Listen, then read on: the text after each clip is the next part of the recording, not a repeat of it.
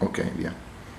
Ecco, ciao Nadir, siamo qui oggi che è il 12 giugno del 2021 a fare questa intervista che abbiamo concordato a seguito dell'incontro che è stato fatto a Paderno Dugnano sul 2 giugno e quindi tu come testimone di quel 2 giugno, adesso diremo in che senso, hai accettato di fare questa intervista, quindi la pubblicheremo anche sul nostro canale, quindi ufficialmente ti saluto io che sono l'intervistatore. Ok, va bene, quindi per prima cosa Nadir, vabbè, grazie appunto di questa chiacchierata che accetti di fare e il nucleo centrale della nostra chiacchierata vuole essere appunto quel 2 giugno 1946 di cui abbiamo celebrato il 75esimo anniversario. Prima però, per dire appunto di quel 2 giugno, se vuoi dire un po' di te, ma brevemente, cioè per dire come hai affrontato quel 2 giugno, in che condizioni ti trovavi, quindi tu dove abitavi, dove sei nato, la tua famiglia, che famiglia era, come ti stavi formando come giovane, come ragazzo allora? Certo, ho presente quel 2 giugno e anche qualche data precedente in maniera plastica come fosse presente ancora adesso, quindi diciamo mi ricordo benissimo. E vediamo se riesco in poche parole a presentarlo.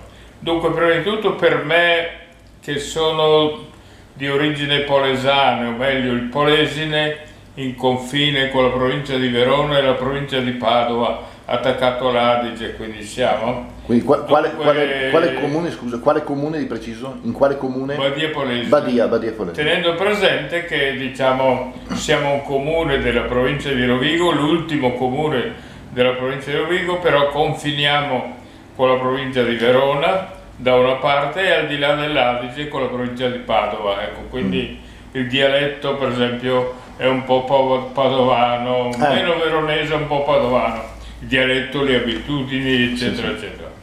Ecco, però è pianura piatta, le uniche montagne che ci sono gli argini dell'Adige e un po' più lontani gli argini del Po. Possiamo dire che è un po' un paesaggio alla Guareschi? Sì, ecco, alla Guareschi, sì, esatto.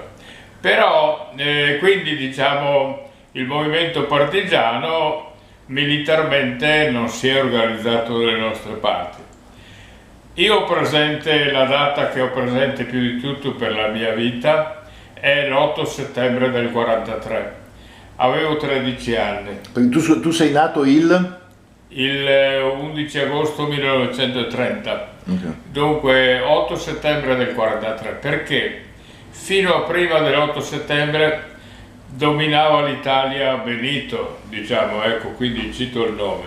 Anche se l'ultimo anno stavamo perdendo la guerra da tutte le parti, quindi la popolarità era crollata un po' a zero per via di questa cosa. Avevamo una situazione l'8 settembre molto difficile, con soldati sparsi da tutte le parti, compresa la Jugoslavia, la Grecia e l'Albania, e avevamo in più prigionieri in Sudafrica, in America, eccetera, eccetera. Questa era la situazione.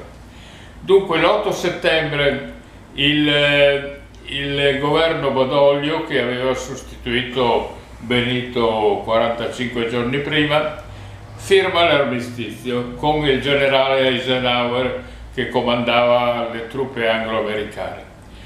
Noi pensavamo è una serata di felicità, di gloria a livello popolare, nell'osteria. Sono stato fuori anch'io fino a dopo mezzanotte. Il mio papà mi ha rimproverato quando sono rientrato a casa, era un ragazzino di 13 anni, eccetera, eccetera. Ecco, quindi diciamo questa è la cosa, però è avvenuto in me e in moltissimi, credo nella stragrande maggioranza degli italiani, un cambio di mentalità diciamo rapidissimo. Perché?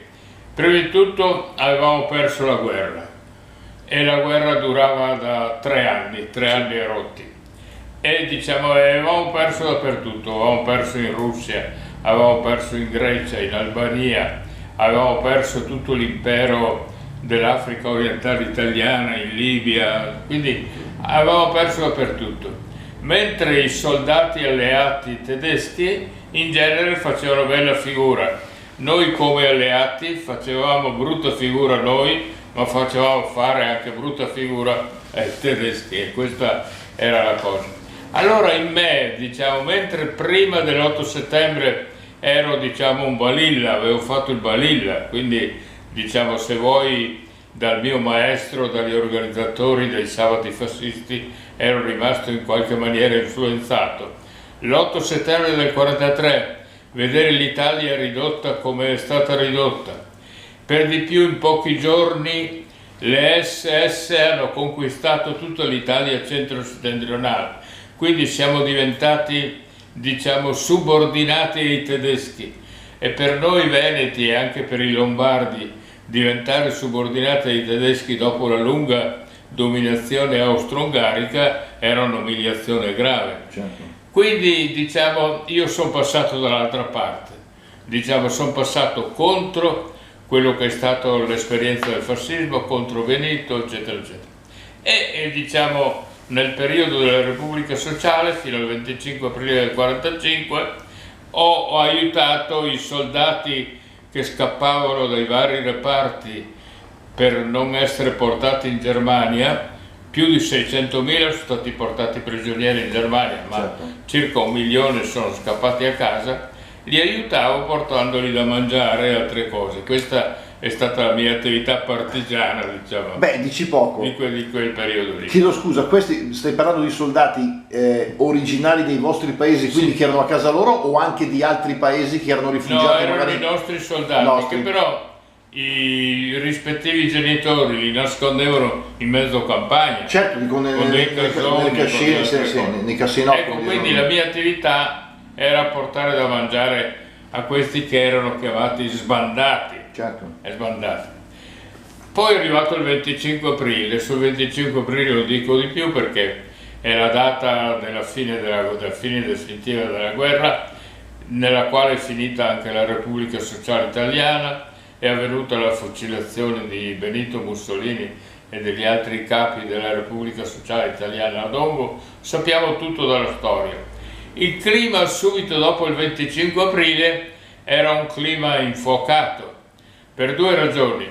Da una parte perché mancava tutto, compreso il mangiare, non c'era più niente, la guerra aveva fatto sparire tutto. E diciamo non c'erano ancora gli aiuti americani. E l'unico mangiare buono che si riusciva a combinare era nel commerciare con i soldati alleati. Ecco, quindi commerciare, cioè procurargli le uova e loro ti davano qualche altra cosa. Ecco. Certo. Questo. Eravamo però in campagna si riusciva a sopravvivere, ma nei centri abitati, compreso la mia Badia Polesine, pativano veramente la fame. Questo è estate del 45. Poi però c'era stato questo, che in seguito al fatto che, diciamo, la Repubblica Sociale Italiana è stata distrutta alla fine dai partigiani, no, a Dongo, e anche Benito è stato fucilato dai partigiani. Gli alleati, invece di obbligare la nazione vinta Italia a un governo militare, come è avvenuto per la Germania per esempio, ha concesso al movimento dei partigiani di prendere in mano il governo. E infatti nel giugno del 45, diciamo, il Comitato di Liberazione Alta Italia, dove c'era Pertini tra gli altri e altri personaggi, capi dei partiti di allora, eccetera, eccetera, ha nominato Presidente del Consiglio Giuseppe Parri, che era il Presidente del Comitato di Liberazione Nazionale Alta Italia. Non era né democristiano né comunista, era del Partito d'Azione, che era un partito sorto durante la Resistenza, molto bravi per la verità, molto bravi, dalla quale poi è nato il Partito Repubblicano di Ugo La Malfa. Ecco. Però il governo Parri nell'estate del 45 non riusciva a levare un ragno dal buco, cioè neanche a procurare il mangiare, niente, insomma. Per cui a dicembre il Comitato di Liberazione Nazionale si è riunito, Parri si è dimesso da Presidente del Consiglio e hanno eletto De Gasperi. De Gasperi perché un po' conosceva le lingue, no? Mentre gli altri non le conoscevano, e un po', diciamo, aveva fatto l'esperienza a Vienna, quindi conosceva un po', diciamo, il mondo internazionale. Scusa, lui era stato deputato.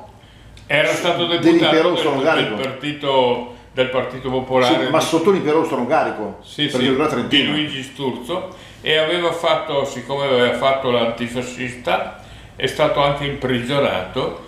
Poi il Vaticano lo ha assunto a fare l'impiegato per sbarcare il lunario, diciamo, lui e la sua famiglia. In Vaticano, secondo me, secondo la DIR, la storia non ne parla molto, ha conosciuto da vicino Montini, sì, che era un giovane bresciano collaboratore del Papa Pio XII, e insieme hanno fatto la DC. Poi la DC viene fuori che l'ha fatta De Gasperi scrivendo idee ricostruttive della Democrazia Cristiana, ed è vero, tutto vero, tutto vero. Però secondo me, secondo la DIR, dietro c'è il pensiero di Montini, quindi del mondo cattolico Alta Italia, Brescia, Milano, Lombardia di allora. Non a caso poi Montini è diventato arcivescovo di Milano nel Natale del 54, non a caso dopo alcuni anni, nel 63, è stato nominato Papa, Paolo VI, certo. Quindi che è quello che non ha il titolo di rivoluzionario perché era anche lui un italiano, ma è quello che effettivamente ha dato una scossa mondiale storica alla Chiesa. Quindi questa, diciamo, è una tua lettura storica che dichiari al pubblico. E quindi la prima grande manifestazione politica che il governo De Gasperi cercava di portare avanti era la questione monarchia o repubblica, certo, perché la monarchia era completamente squalificata, almeno al nord, certo, occupati dai tedeschi. Per di più poi la monarchia aveva fatto sì la prima guerra mondiale, il re soldato, eccetera eccetera, però aveva lasciato mano libera al fascismo, eccetera eccetera. Le leggi razziali nel 1938 certo. le ha firmate il re Vittorio Emanuele III, quindi non le ha firmate uno qualsiasi. Quindi la monarchia era completamente squalificata, per cui da me sembravamo tutti repubblicani, perché monarchico non c'era nessuno. In famiglia io avevo mio papà e mia sorella scatenati per la Repubblica, mia mamma non si pronunciava, e ancora adesso che è morta da tanti anni mi aspetto di andare a trovarla di là per sapere proprio se ha votato monarchia o repubblica. Ecco, questa è una curiosità personale o familiare di loro. Bella. Ma il clima era infuocato. Anche perché, scusa, come sappiamo fu la prima volta che votarono anche le donne. Sì, sì. Ecco, però lei il 2 giugno 1900, però non si votava solo il referendum monarchia repubblica, si votava per l'Assemblea Costituente. Esatto, certo. L'Assemblea Costituente di fatto è diventato il Parlamento che è durato fino al 18 aprile del 48, quindi... Certo, ecco, prima di questo, siccome hai descritto brevemente la tua famiglia, volevo capire, quindi tu eravate, tuo papà, tua mamma, tu e una sorella? E una sorella, sì. Eravate due figli, d'accordo. Quindi, diciamo, così. Io, finita la guerra, avendo fatto l'esperienza, durante la Repubblica Sociale di aiutare gli sbandati, e, ero accanito frequentatore di tutti i comizi, anche perché sono andato a lavorare da un radiotecnico, Ivo Rossin si chiamava, e lui mi ha affidato l'amplificatore, il microfono, eccetera. E la domenica lui faceva la bella vita e diceva: tu vai a tutti i comizi, te li ascolti, monti l'amplificatore, li smonti, li riporti in negozio, eccetera eccetera. Per cui io, nei mesi di giugno del 45, luglio, agosto, fino al 2 maggio del 46, mi sono ascoltato tutti i comizi, tutti i